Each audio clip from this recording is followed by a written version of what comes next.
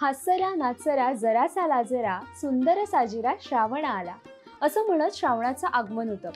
श्रावण आला की तो सोबत भली मोठी सणांची यादीच घेऊन येतो।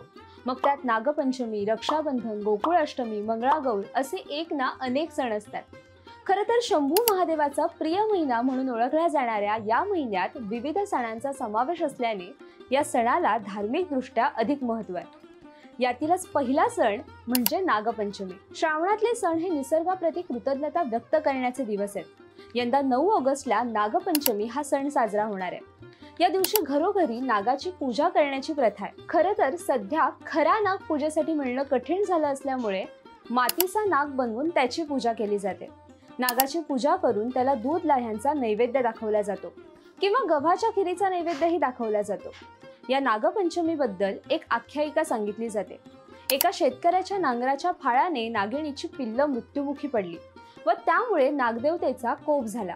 यासाठीच या दिवशी शेतकरी आपल्या शेतात नांगरत नाहीत किंवा कोणीही खणत नाही। त्यानंतर येणारा सण म्हणजे रक्षाबंधन।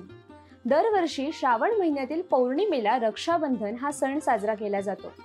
यंदा रक्षाबंधन 19 ऑगस्टला आहे। धार्मिक मान्यतेनुसार असं म्हटलं जातं की देवी लक्ष्मीने बळीराजाला राखी बांधून भाऊ मानलं होतं। त्यामुळे या दिवशी बहीण भावाच्या हातात संरक्षण कवच बांधून त्याच्या सुखी जीवनाची कामना करते, तर भाऊ सुद्धा बहिणीचं संरक्षण करण्याचा संकल्प करतो। भावा बहिणीचं नातं अधिक दृढ करणारा हा सण गोडाधोडाच्या पदार्थांसोबत अगदी उत्साहात आणि आनंदात साजरा केला जातो। याच रक्षाबंधन पौर्णिमेला नारळी पौर्णिमा हा सण देखील साजरा केला जातो।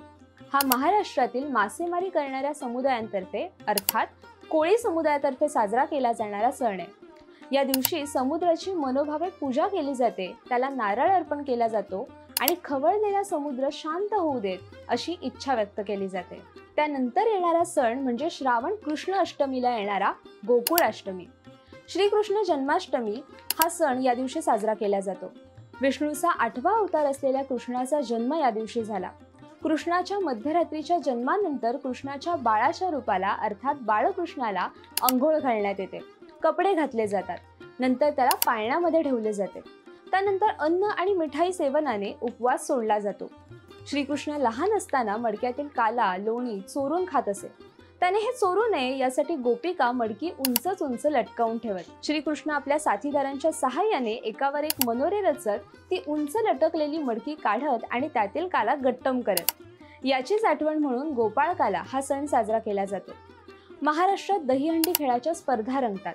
अनेक गोविंदा पथकं यामध्ये सहभागी होतात। यावेळेस गाणी, नृत्य, विविध कार्यक्रम देखील होतात। बघणाऱ्यांची मोठ्या प्रमाणावर जल्लोषासहित गर्दी जमलेली असते। त्यानंतर येणारे म्हणजे श्रावणी सोमवार।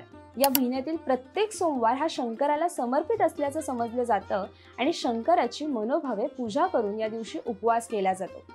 श्रावण महिना सुरू झाला की महिलांना वेध लागतात ते माहेरी जाण्याचे। श्रावणात नवविवाहित मुली आपल्या माहेरी जाऊन मंगळागौरीचं व्रत साजरं करतात। श्रावणातील प्रत्येक मंगळवारी नवविवाहित महिला पहिली 5 वर्ष हा सण साजरा करते आणि 5 वर्षांनंतर या व्रताचं उद्यापन केलं जातं। नवविवाहित आणि सौभाग्यवती महिला एकत्र येऊन हा सण साजरा करतात। पूजा झाली की रात्री जागरण केलं जातं।